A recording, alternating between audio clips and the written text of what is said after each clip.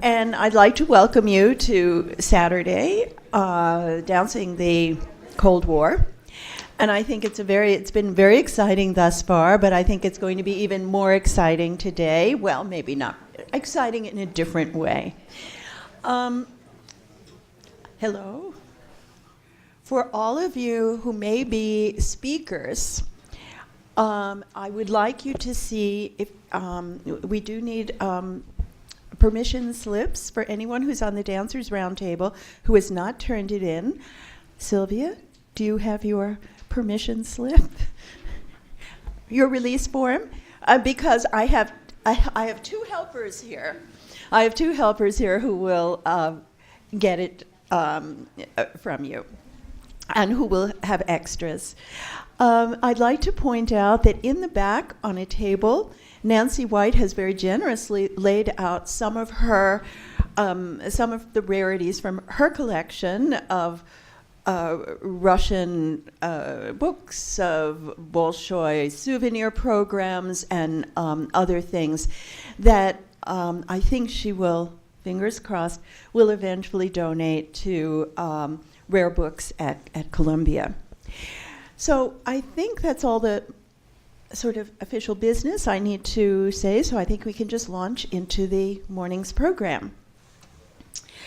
It was in the late 1990s when I was curating an exhibition about the New York City Ballet that I discovered the film that we're about to see, a film of Balanchine's Western Symphony. It was filmed in Paris in 1956 after a season, and just before the company left for Denmark, where Tanneke Leclerc contracted polio. This alone gives the film a kind of unusual importance. The cast, who's who of the first generation of New York City ballet dancers, with Diana Adams and Herbert Bliss in the Allegro, Melissa Hayden and Nicholas Magallanes in the Adagio, Allegra Kent and Robert Barnett in the Scherzo, and Leclerc and Jacques d'Amboise in the Rondo, adds to its importance.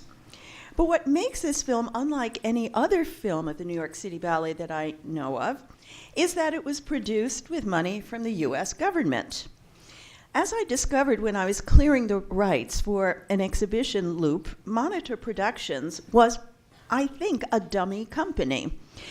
Apart from Western Symphony, its only other title was Battleground Europe, a documentary featuring the evangelist Billy Graham. Both films were photographed by Jacques Mercaton, but neither title appears on his Wikipedia list of credits. And unfortunately, I did locate either Mr. Mercaton or someone else in the south of France, but unfortunately, all my, I think at some point, this was almost 20 years ago, I threw out, I got sick of the papers and I just threw them all out, so I couldn't really check this through. But clandestine government funding sponsored other dance phenomena during the 1950s as well. In 1952, CIA dollars funneled to the Congress for Cultural Freedom through several dummy foundations, sponsored the New York City Ballet's debut in Paris as part of the masterpieces of the 20th Century Festival. I have a little tiny PowerPoint here with just a few images that I found irresistible. And at the same festival, CIA money also subsidized the Virgil Thomson Gertrude Stein opera, Four Saints in Three Acts, which was also presented. And this is something that I found in the Arthur Mitchell collection. He was one of the young dancers in this. This was before he joined the New York City Ballet.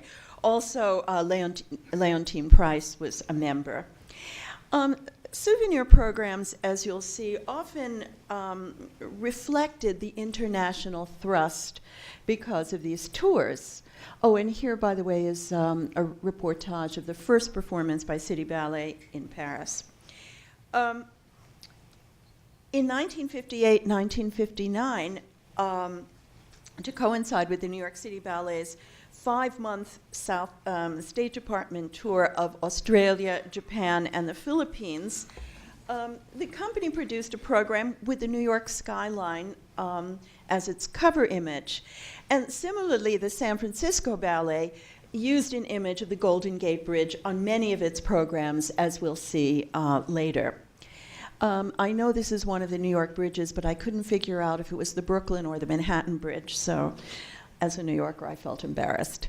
Finally, we should remember that classical music, as much as ballet, was central to the cultural exchanges of the 1950s and 60s. And here's Leonard Bernstein in 1959 at the height of his fame as music director of the New York Philharmonic and, of course, as composer of West Side Story, being mobbed by fans in Moscow. So now we'll turn to Western Symphony. We are indebted to the Jerome Robbins Dance Division, the New York Public Library, its curator, Linda Murray, and her staff for making it possible for us to show this cinematic rarity today.